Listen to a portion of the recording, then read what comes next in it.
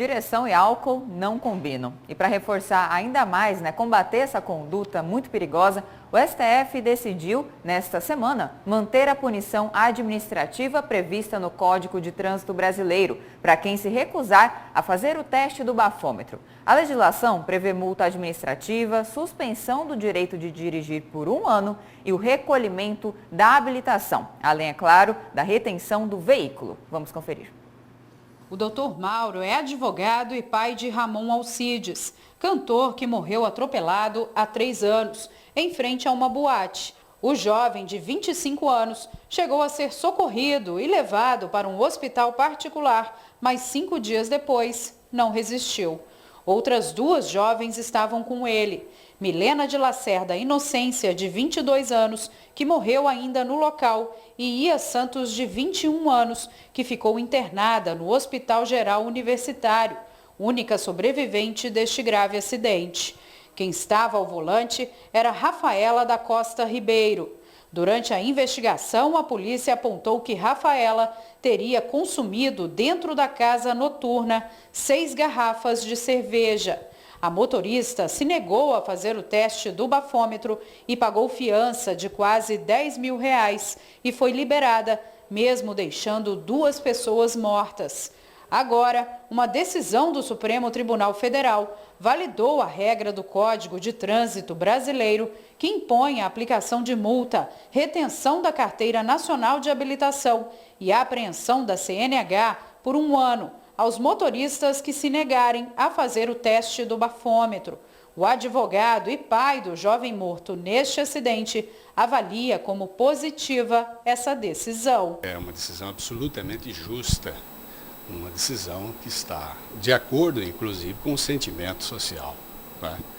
Porque, na realidade, o que o Supremo disse é que a lei que sanciona a conduta do motorista que se nega a fazer o bafômetro e os outros exames, a lei é constitucional, ou seja, autoriza, digamos assim, de uma maneira sem qualquer restrição, a que as autoridades públicas continuem o seu trabalho, né, de fiscalização para a prevenção desses crimes que são crimes graves e que nós sabemos que muitas vezes resultam na impunidade. Por unanimidade, prevaleceu o entendimento de que a recusa para a realização do teste de bafômetro implica em penalidades pesadas. A recusa do condutor em realizar os testes referidos não importará a presunção prática de delito ou na imposição de nenhuma sanção criminal.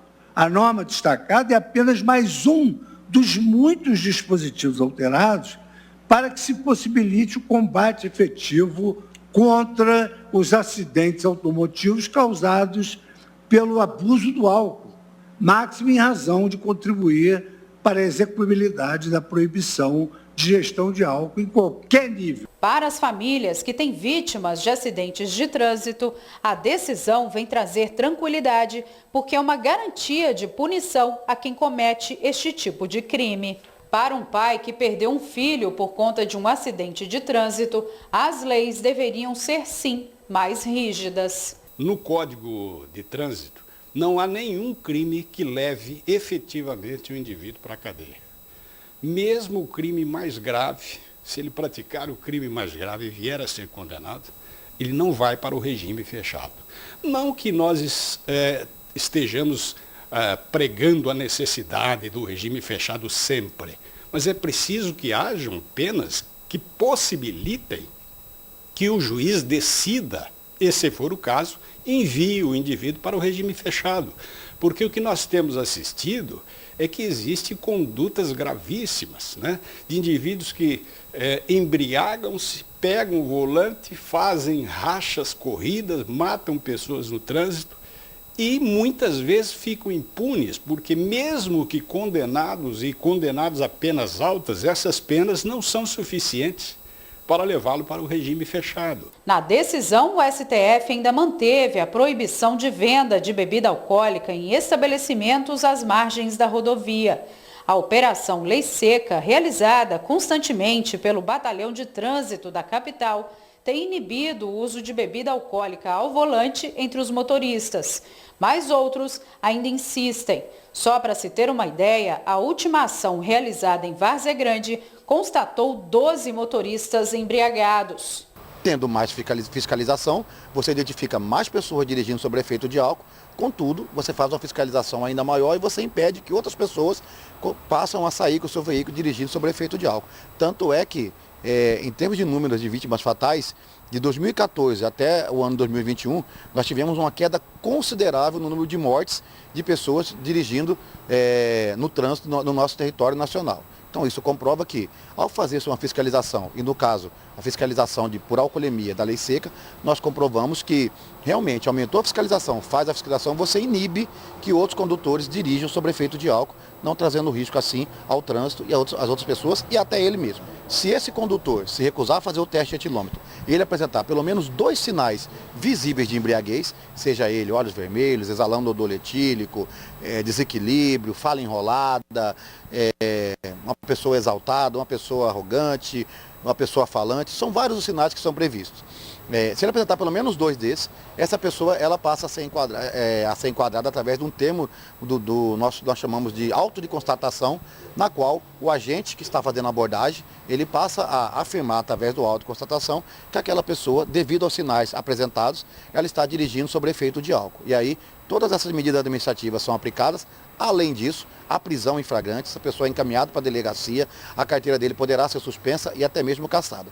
Então nós ressaltamos que a decisão ontem no Supremo Tribunal Federal foi de extrema valia, muito importante. Quem insiste em beber e dirigir sofre penalidades, como pagamento de multa e suspensão do direito de dirigir por 1 ano.